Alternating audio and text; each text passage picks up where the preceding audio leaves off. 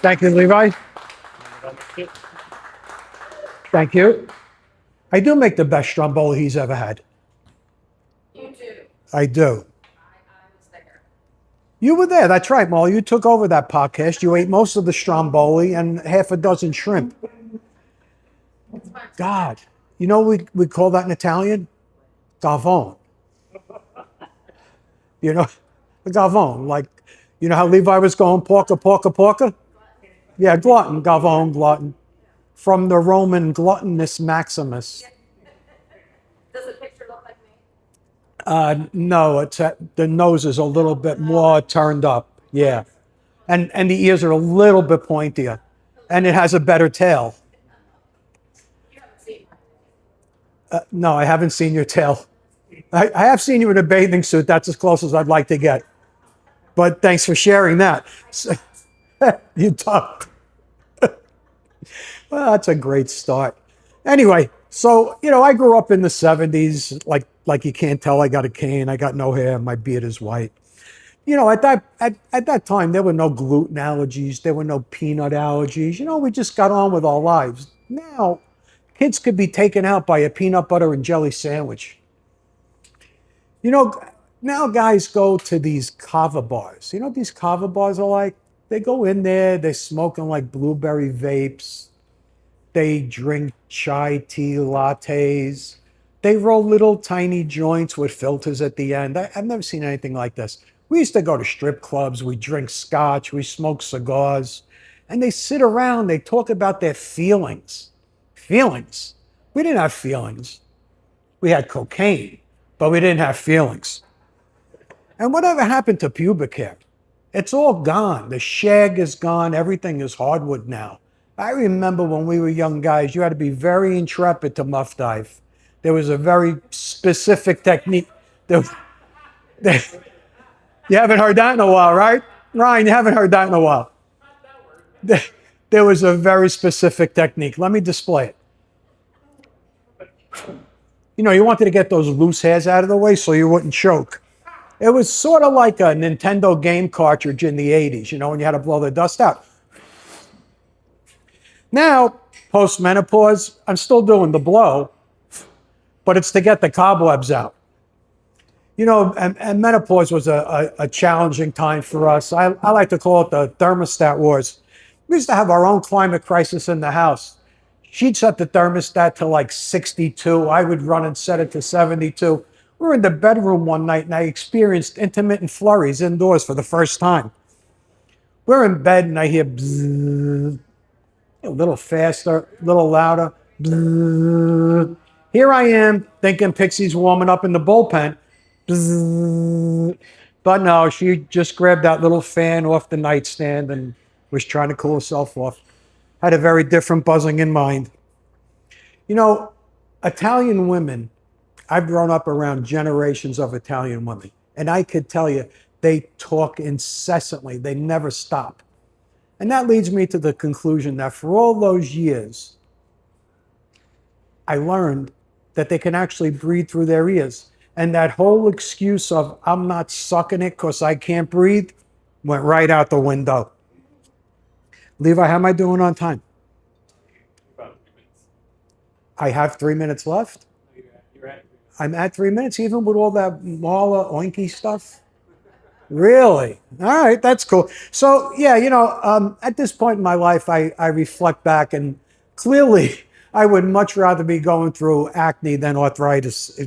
Arthritis stuff sucks. I went to the doctor, and he said, "What's wrong?" I said, "Well, my knees hurt, my hips hurt, my shoulders, my back, everything hurts." He said, "Well, take x-rays. We'll figure out what's going on." So he takes the x-rays, puts them up, and he says, "You see all these white clouds?" I said, "Yeah."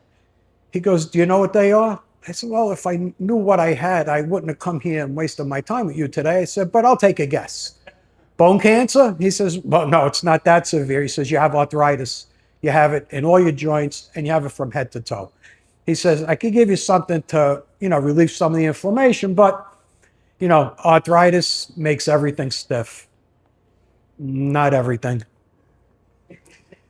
You're getting old when your balls are longer than a CVS receipt. When when I was a young guy, we used to party a lot with the guys. You know, we'd buy a couple of six packs, smoke some good pot from the '70s. We used to have that Acapulco Gold sticky. It was great. Anyway, we'd get nice and buzzed, put some Led Zeppelin on, and we'd be bouncing around having a good time. I've been trying to recapture that. The shit that I get at the dispensary now just doesn't work the same. But what does work is I just stand up really fast and I let my blood pressure take over. You know, I was, first time I sat on the toilet and I experienced splashdown, it was very distressing, and I knew I couldn't live with this on a daily basis. So I decided I need to have something to help me with this. So I go to the workshop and I'm going to develop the testicular flotation device, the TFDs. So my first attempt, I take too many bagels, put them in the toilet, sat, nice, kept them out of the water. But, you know, they break up, right, from absorbing too much water. So back to the workshop. Now I polyurethane them. Put them in the toilet, nice. They lasted, they didn't break up, they didn't absorb any moisture, but they were a little slippery. So we had to resolve that problem. Next morning, little schmear of cream cheese, kept them nice and secure, and we floated through the movement. So, you know how you know you're Italian? You use that rubber band from the Broccoli Rob as your wallet, right, Ryan Patron? You do it. You know, and food culture and to Italians is a very sacred thing. I remember moving to the Midwest, and the neighbors came over to welcome us, and they said, well, let's go out to dinner. There's a brand new Italian restaurant in town. We'd love to take you. It's like, oh, okay, what's it called? They said, Olive Garden. I said, Olive Garden. I said, that's not an Italian restaurant. That's a culinary hate crime. So, you know, my wife always accuses me of forgetting things that are important. And they might be important to her, but just not so important to me. And, you know, in my head now, I've got limited space for stuff.